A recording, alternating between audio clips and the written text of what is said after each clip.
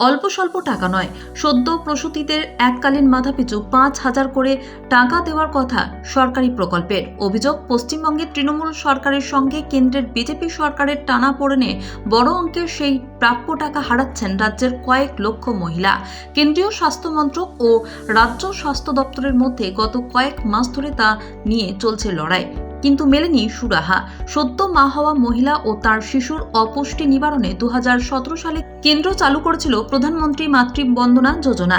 এই প্রকল্পে প্রথমবার মা হলে প্রসূতি পাবেন 5,000 টাকা, দ্বিতীয়বার মা হওয়ার ক্ষেত্রে কন্যা সন্তান হলে মা পাবেন 6,000 টাকা। কিন্তু কেন্দ্রের আরও একাধিক প্রকল্পের মতো এই প্রকল্পের নাম থেকেও প্রধানমন্ত্রী শব্দটি বাদ দেওয়া হয় পশ্চিমবঙ্গে। নাম বদলে রাখা হয় বাংলা মাতৃ প্রকল্প। স্বাস্থ্য দপ্তর সূত্রে খবর, প্রথম কয়েক বছর কেন্দ্র হুঁশিয়ারি দিয়েছে, নাম বদল করতে বলেছে, কিন্তু তা করা হয়নি। 2022 সালে কেন্দ্র এই প্রকল্পে পশ্চিমবঙ্গের টাকা বন্ধ করে দেয়। প্রায় 4 লক্ষ মায়ের টাকা আটকে যায়। তখন রাজ্য প্রকল্পের নাম বদলের আশ্বাস দেয় এবং 2022-এর সেপ্টেম্বরে কেন্দ্র 160 কোটির মতো টাকা ছাড়ে। তা দিয়ে কিছু মাকে টাকা দেওয়া হয়, কিন্তু ফের নাম বদলের রাজ্য গড়িমসি করছে।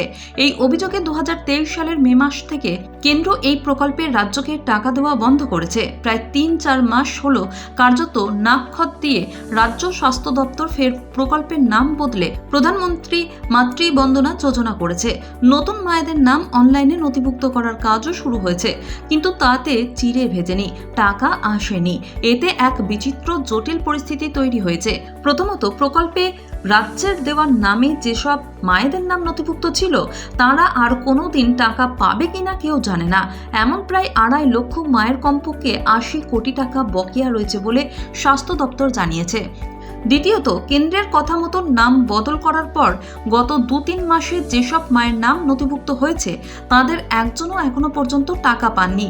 প্রকল্পের নিয়ম অনুযায়ী মায়েদের নাম নথিভুক্ত হওয়ার পরে 470 দিন পেরিয়ে গেলে আর টাকা পাওয়া যাবে না।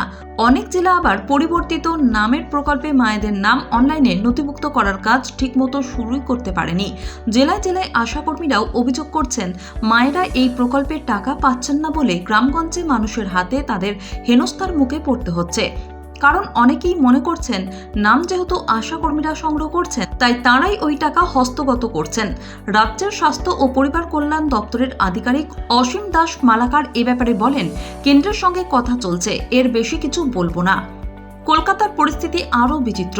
এখানে রাজ্যের সেরা মেডিকেল কলেজগুলি রয়েছে, সেখানে প্রতি মাসে প্রচুর মহিলা সন্তানের জন্ম দেন।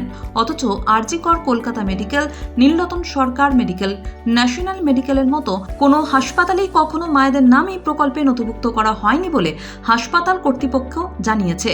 কলকাতা পুরসভার মুখ্য স্বাস্থ্য আধিকারিক সুব্রত রায়চৌধুরী জানান, যেসব মায়েরা পুর স্বাস্থ্য কেন্দ্র দেখাতে এসেছিলেন তাদের নাম প্রধানমন্ত্রী মাতৃবন্দনা যোজনায় তোলা হয়েছে, কিন্তু সেই সংখ্যা খুব কম। 2020 থেকে 2022 সালে 278 জনের নাম, 2022 থেকে 2023 সালে 1099 জনের নাম এবং 2023-এর নভেম্বর পর্যন্ত 189 জন মায়ের নাম তোলা হয়েছে। অথচ তারা টাকা পেয়েছেন কিনা পুরসভার জানা নেই। সব দেখে শুনে বিরোধীরা অভিযোগ করছেন, লক্ষ্মীর ভান্ডারের 500 টাকা নিয়ে রাজ্যের এত প্রচার, অথচ তারাই কেন্দ্রীয় প্রকল্পের নাম পাল্টানোয় কয়েক লক্ষ মহিলা বঞ্চিত হচ্ছেন। সন্তানের জন্মের পর পুষ্টিকর খাবার পাচ্ছেন না তারা।